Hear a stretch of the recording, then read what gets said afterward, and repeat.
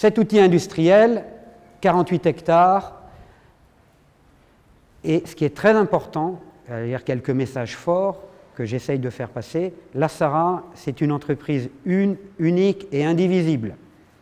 On est implanté sur les 3 régions, sur les 3 DFA, alors de manière, entre guillemets, un peu déséquilibrée, au niveau, j'allais dire, de l'outil industriel. Néanmoins, donc en Martinique, une unité de production complète avec un parc de stockage. En Guadeloupe, un parc de stockage, et en Guyane française, pour l'instant, on a 2 parcs de stockage. On en parlera peut-être après dans les projets. L'idée, c'est de se dire, les spécificités de chaque DFA sont très différentes. Donc il faut que nous, Sara, on réponde à chacun des DFA. En Guyane, croissance démographique, croissance de la consommation, sur la zone de Saint-Laurent-du-Maroni. Donc ben voilà. Pour répondre à une croissance démographique et de consommation, c'est l'hydrocarbure liquide qui est le plus facile, qui est le moins coûteux, qui est le moins pénalisant en termes de développement. Donc, il faudra probablement répondre à la demande sur Saint-Laurent-du-Maroni. Nos missions. Alors là, je pense que certains vont... Il y a le deuxième bullet point, comme on dit dans le monde anglo-saxon, devrait vous faire réagir. Bon, à l'origine, on le sait, la Sara, elle a été créée sur une volonté politique pour garantir l'indépendance. Des DFA. Je remarque quand même, alors vous verrez, je suis assez direct et j'aime bien remettre un peu en perspective. Indépendance énergétique, mais à l'origine, il y avait 50% d'anglo-saxons qui étaient dans le capital de la Sara. Voilà. No comment. Le but aussi pour la Sara, c'est gérer les stocks stratégiques. Nous sommes dans une zone à la fois sismique, cyclonique. La Guyane, ce n'est pas le cas. Donc c'est pour ça que je reviens, vous allez voir, c'est de la vraie marteau-thérapie, on est sur les 3 DFA. Aujourd'hui, vous avez tous entendu parler de la difficulté, du conflit, de la tension entre la Sara et l'État français. Nous n'assurons plus la mission des stocks stratégiques, puisque la loi, et nous respectons la loi donne obligation aux distributeurs d'assurer les stocks stratégiques. Ça a été fait comme ça. C'est comme ça dans beaucoup de pays du monde. Alors, sachez, pour votre information, que dans tous les pays du monde, il y a des stocks stratégiques. J'ai eu la chance de travailler dans 7 pays différents. Dans tous les pays du monde, d'une formule ou une autre, il y a toujours des... Alors, ils ne s'appellent pas comme ça, mais il y a toujours des stocks stratégiques. Donc, aujourd'hui, on n'assure plus cette mission. On ne l'assure plus, tout simplement, puisque, en bon industriel responsable, notre position est extrêmement simple, de dire, techniquement, on sait faire, c'est notre métier, ça représente des coûts pour nous, c'est un surstockage. Bon. Donc on est prêt à le faire, mais moyennant finance, et il faut au moins que vous rémunériez les coûts attachés à cette prestation. Je pense que dans les semaines qui viennent, ça va se débloquer très rapidement. Après quelques semaines, quelques mois de dialogue de sourds, bon, il faut quand même revenir à des positions raisonnables. Dans une zone qui est la nôtre aujourd'hui, avec la menace cyclonique et sismique, il faut déjà définir ces stocks stratégiques de manière très opérationnelle, c'est-à-dire qu'il faut que ce soit du produit fini, de l'essence et du diesel. Si un jour on a un problème et que l'usine ne tourne pas, avoir du brut dans nos cuves, c'est pas très utile. Et puis il faut que ça soit du produit qui sorte tout de suite. Si c'est du produit où il faut mélanger, qu'il n'y a pas d'électricité, donc vous voyez, une approche très pragmatique. Un exemple, en Guyane, il n'y a pas ce risque-là. C'est dire peut-être que dans la saison cyclonique, on a intérêt à gérer à stock maxi en Guyane pour que si on a un problème côté Guadeloupe ou Martinique, on soit capable de rapatrier du produit. Une fois qu'on a le produit, nous les raffineurs, les pétroliers, alors on a une mauvaise image, mais on sait tout faire avec un bout de ficelle, un bout de scotch, un bout de ficelle et un bout de tuyau. Ne vous inquiétez pas, on sait toujours débarquer du carburant, toujours. Développer donc l'industrialisation et puis être un pôle de haute technologie, ça c'est quelque chose auquel je tiens beaucoup. On a fait un gros investissement en 2008-2009 pour séparer le benzène, pour qu'il n'y ait plus de benzène dans le super, dans l'essence. On a quelques projets et l'idée de base que l'on a aujourd'hui, c'est de se dire il y a des nouvelles technologies qui sont sorties, mais vraiment la pointe de la pointe. Donc plutôt que de repartir sur des technologies intermédiaires, on va dire d'il y a 10-15 ans, on va essayer de faire le jump directement sur les tout derniers cris. Je vous en parlerai, on a quelques projets comme ça qui peuvent paraître un peu... vraiment essayer de faire le jump sur la haute technologie, le dernier cri. Tout simplement parce que vous verrez que dans la salle de contrôle, on est déjà complètement automatisé. Vous verrez, on a l'impression d'être dans un cockpit d'avion 747, en espérant que l'équipe s'entende bien, qu'ils ne ferment pas la porte. Enfin, voilà. Alors, et bien évidemment, un rôle sociétal. Personnellement, c'est un mot que je n'aime pas trop, je ne sais pas trop ce que ça veut dire. Moi, je préfère parler d'engagement auprès des collectivités, engagement auprès des jeunes, engagement dans des actions d'éducation, c'est-à-dire des projets concrets et des projets qui sont utiles pour les collectivités qui nous entourent. L'actionnariat, 71% Ruby, Sol. Alors, Ruby était actionnaire de la SARA depuis plus de 10 ans. Ruby est un groupe français, 100% français. Il a 85% de son capital à la Bourse de Paris. C'est une jeune entreprise de 20 ans qui monte en flèche. Je ne sais pas si vous avez eu l'occasion de regarder. Il y a encore 2 ans, l'action Ruby était dans la gamme des 20-30 euros. Aujourd'hui, ils sont à 63 euros. Ils font une levée de capital, une augmentation de capital pour financer leur développement. Ils sont tellement sûrs de leur coût, c'est qu'ils la réservent à leurs anciens actionnaires. Ben, c'est normal, ils leur offrent une décote de 20%. Ruby, société extrêmement, ce qu'on appelle le head office ou le corporate de Ruby, c'est un étage, 40 personnes, Tour Franklin à Paris. Ruby, sa stratégie, c'est les forces vives, elles sont dans les filiales. Chaque filiale a son autonomie, ses objectifs. Alors, donc, SARA est SARA à 100%. Ruby est l'actionnaire majoritaire, mais je vais vous donner un exemple. Je ne suis pas détaché de Ruby, j'ai un contrat SARA, directeur général SARA. Ça paraît anodin, mais ça change pas mal de choses. Le deuxième actionnaire, c'est Sol. Alors, Sol, à l'origine, c'est le rachat des actifs dans les Caraïbes de Texaco, Chevron. Enfin, c'est-à-dire que Sol aussi, c'est pareil. À l'origine, donc, c'est des investisseurs de la Barbade. Ouais, Barbade, Suriname. Ça aussi, c'est des gens qui ont tout compris. Ils ont dit, ou les gros ne savent pas gagner d'argent, sont trop gros et pas assez flexibles pour gérer correctement, hop, eux, ils rachètent et ils redéveloppent. Et comme par hasard, ça marche et ils développent. Donc, petit point sur Ruby, quand la société a été créée par 2 financiers. Moi, je suis rassuré en tant que pétrolier, il y a des images de marque encore pires que les miennes, c'est les banquiers ou les financiers. Je ne sais pas s'il y en a dans l'Assemblée ce matin. Hein, ça me rassure quand je les vois, je leur dis, bah, tu sais, ton image, elle est par moment... Hein. Les 2 qui ont créé ça, c'est 2 financiers qui ont toujours aujourd'hui 5% et qui ont créé une SAS. Une SAS, ça a la particularité, c'est que vous êtes responsable sur vos deniers personnels. Évidemment, quand ils ont vu arriver ces 2 messieurs de la finance pour acheter une entreprise qui était dans le secteur pétrolier, le secteur du gaz, tout le monde a dû penser, ils sont fous. On est fous, mais voilà, on met nos sous et l'emprunt qu'on fait chez vous, il est garanti sur nos deniers personnels. Ruby a toujours une partie SAS. Hein. Alors, les grandes étapes, je vais aller très vite. 69, vas-y Nathalie. Voilà.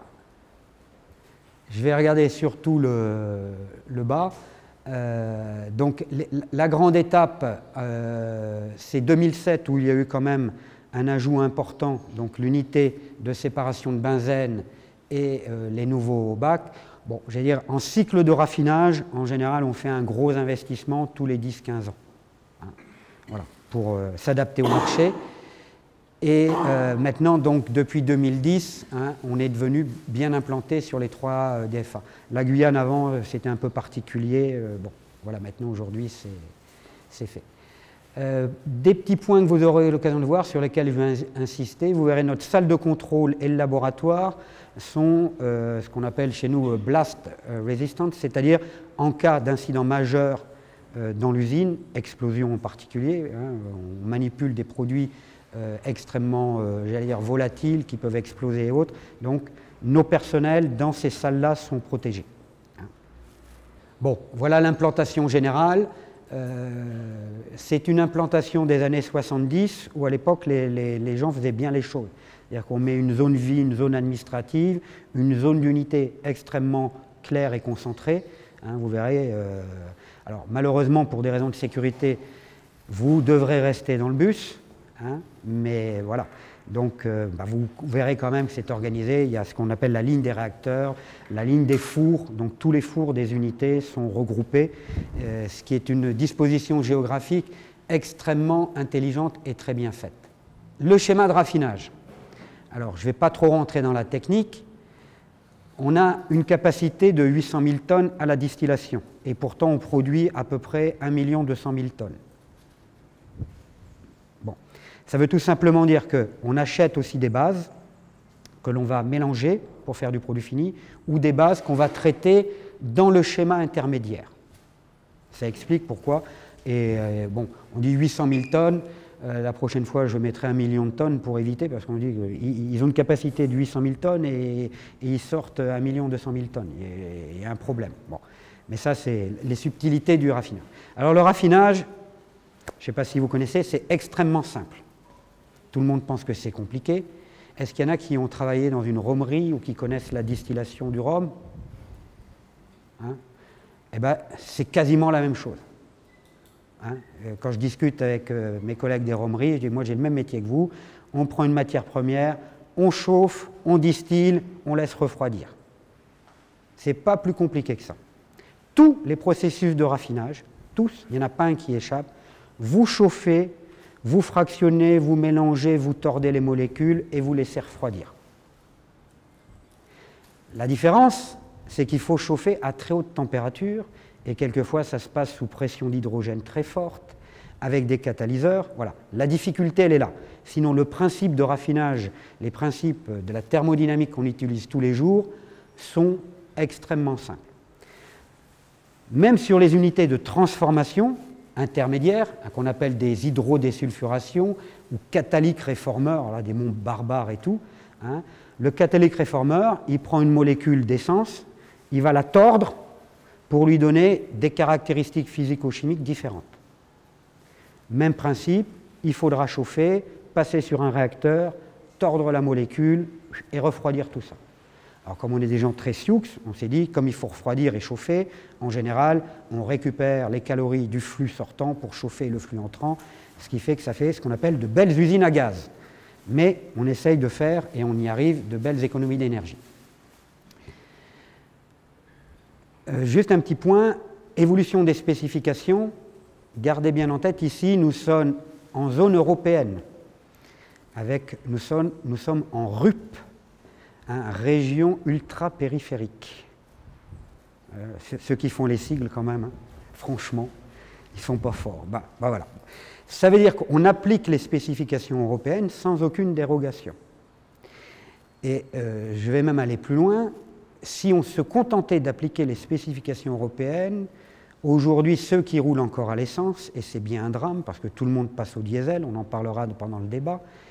Si aujourd'hui la SARA appliquait stricto sensu les normes européennes de tension de vapeur, c'est-à-dire quand on met le carburant dans le réservoir, on voit qu'il y a un petit peu de vapeur qui sort, hein, je peux vous assurer que vous mettriez 10 minutes à un quart d'heure pour faire votre plein.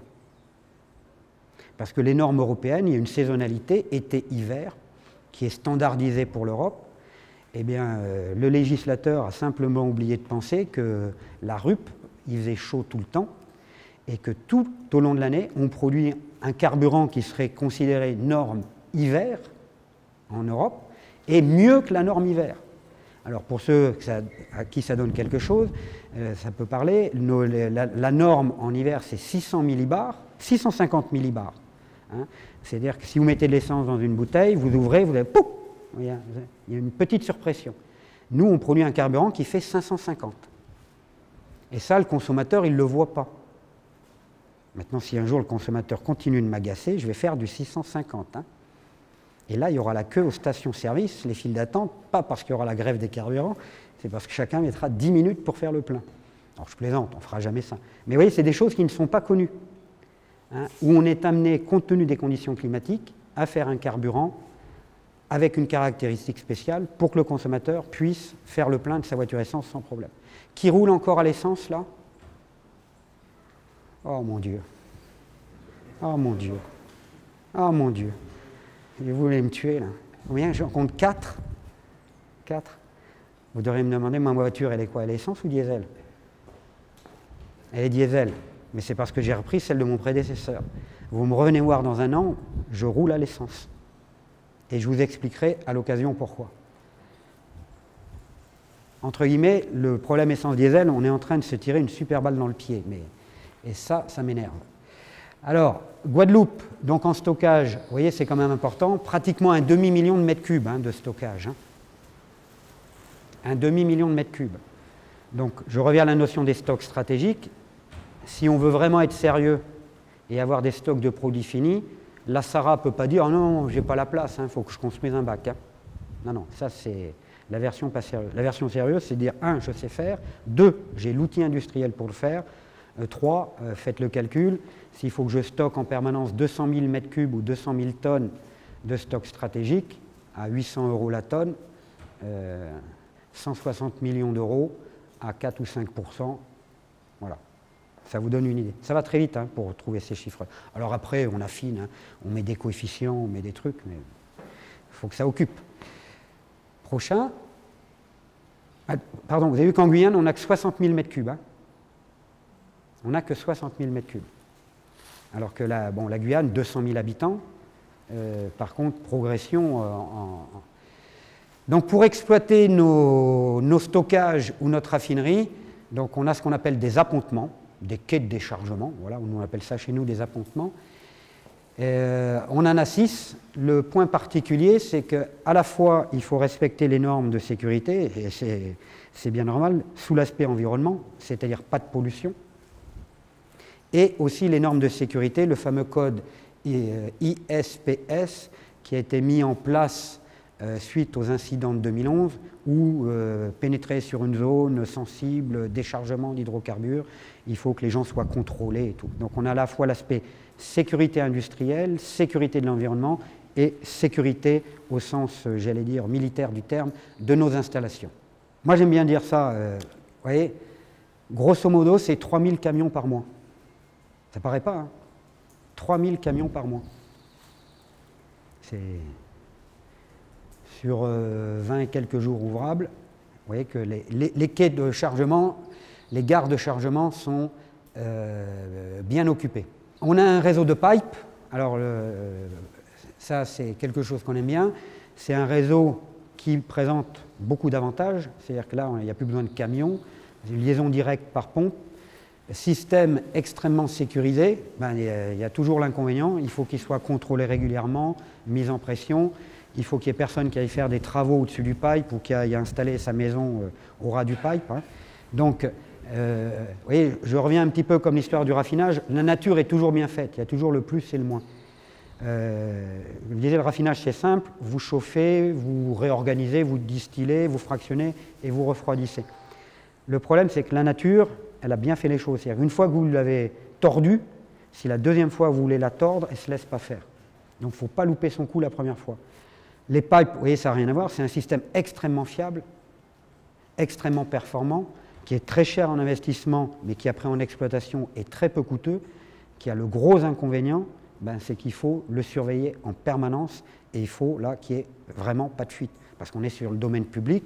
Donc vous voyez, on a un pipe qui part de la raffinerie et qui va à ce qu'on appelle à l'appontement Pointe des Carrières, qui passe le long de la baie de Fort-de-France. Je ne sais pas si on a un petit graphique, non? Enfin, qui fait quand même 4,5 km, qui va à la Pointe des Carrières, à l'endroit où il y a l'EDF. Alors en termes d'organisation, c'est très classique. C'était l'organisation avant le changement d'actionnaire. Elle va évoluer légèrement dans les mois qui viennent, mais bon, j'allais dire, on retrouve les grandes fonctions. On va retrouver ce que j'appelle toutes les grandes fonctions support. Donc la partie ressources humaines, la partie finance, la partie hygiène, sécurité. Une petite particularité, on appelle chez nous un département valorisation. Alors, valorisation, ça veut tout simplement dire ce département va être en charge de trouver la matière première au meilleur coût et la meilleure adéquation entre le coût de la matière première, le coût de production et le prix de vente des produits finis. Donc, ça paraît assez simple. Le marché pétrolier des bruts est très ouvert. Donc, on a des systèmes de software qu'on appelle programmation linéaire qui nous disent, voilà, vaut mieux acheter tel brut, vaut mieux produire tant d'essence, et si tu en produis moins, ça te coûte tant, et si tu en produis plus, ça te rapporte tant, voilà. Hein. Un système extrêmement sophistiqué.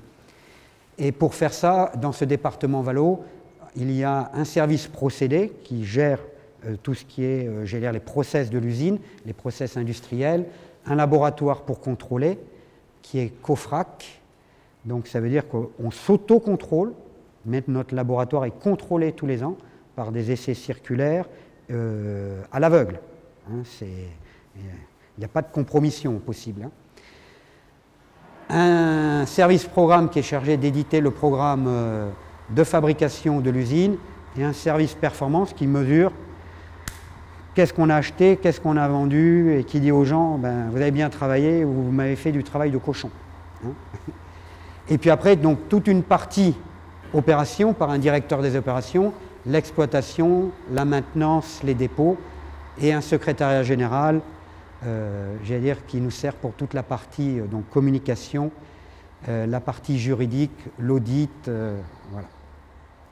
Donc, organisation assez classique.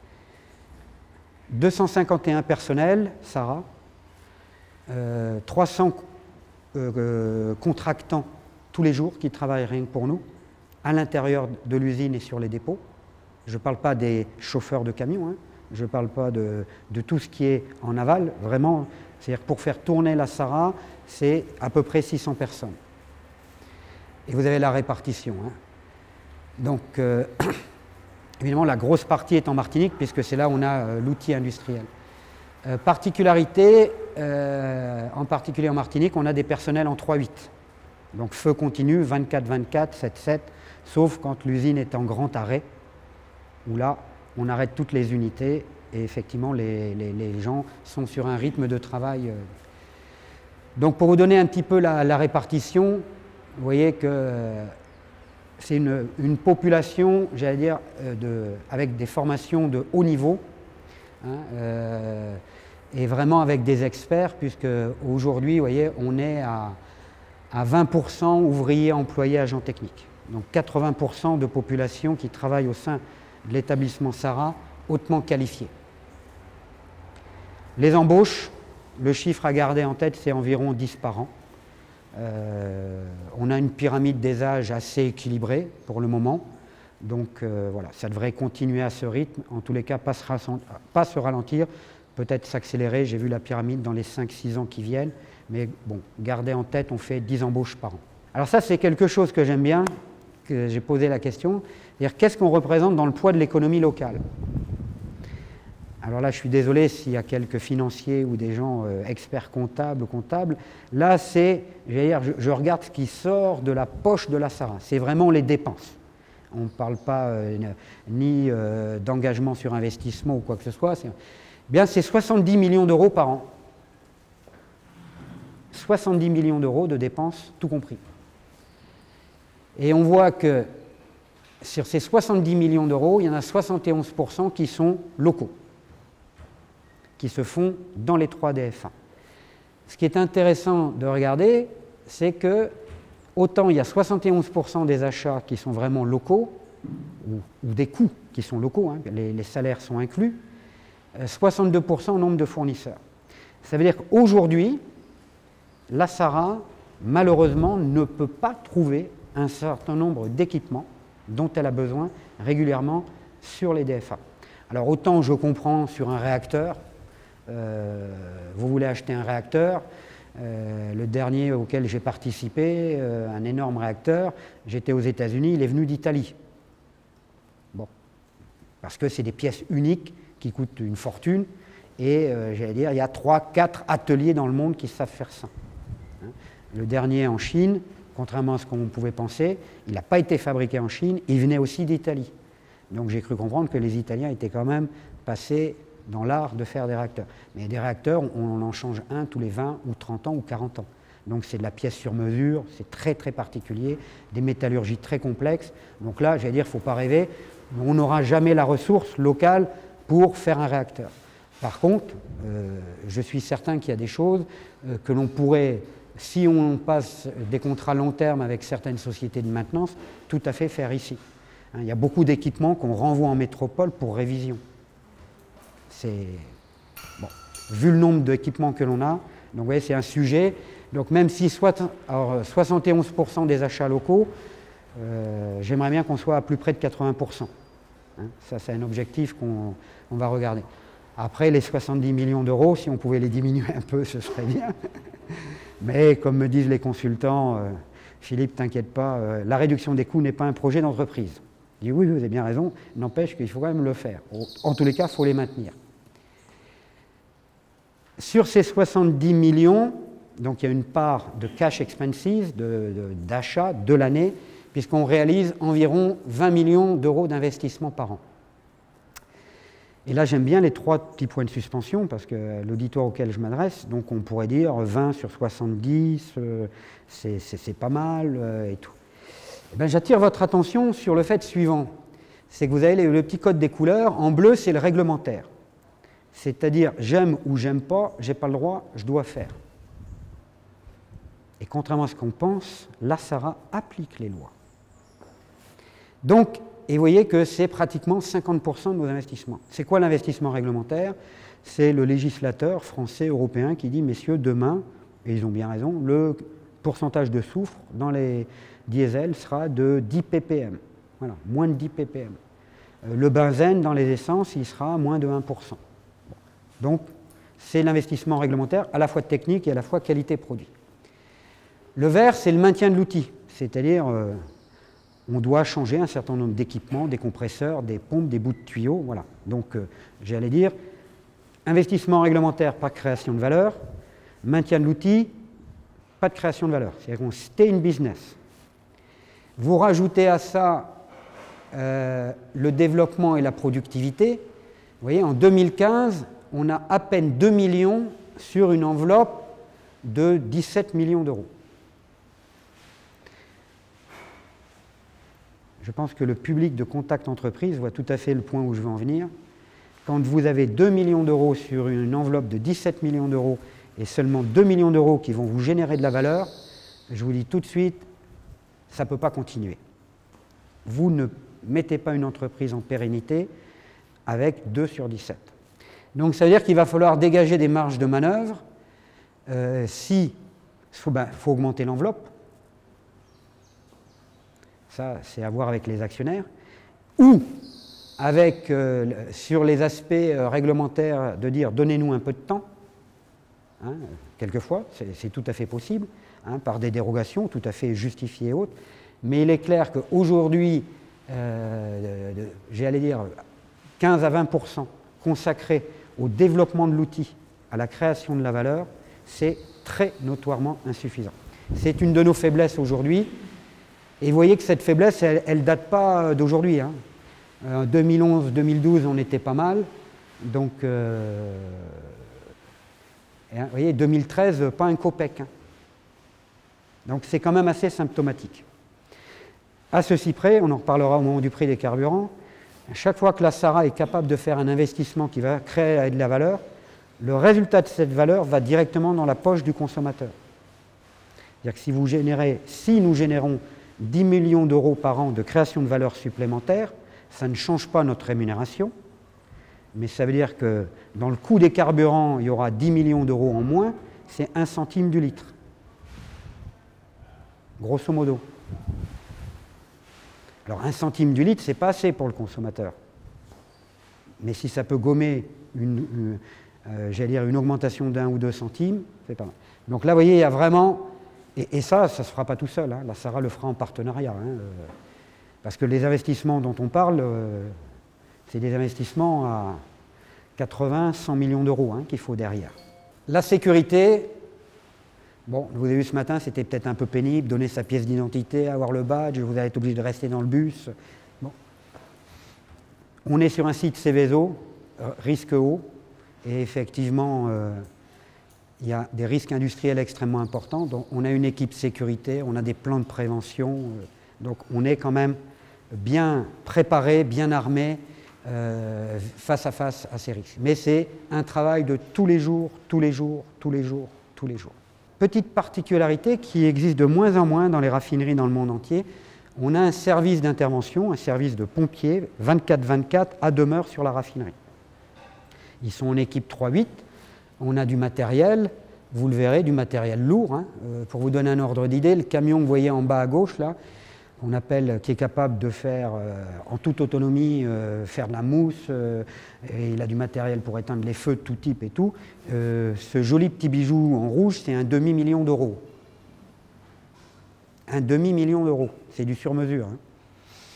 Donc, c'est quand même des investissements, mais là, alors là, chez nous, il y a une règle d'or qui est très simple, sécurité, ça coûte ce que ça coûte, on fait. Il n'y a aucun problème.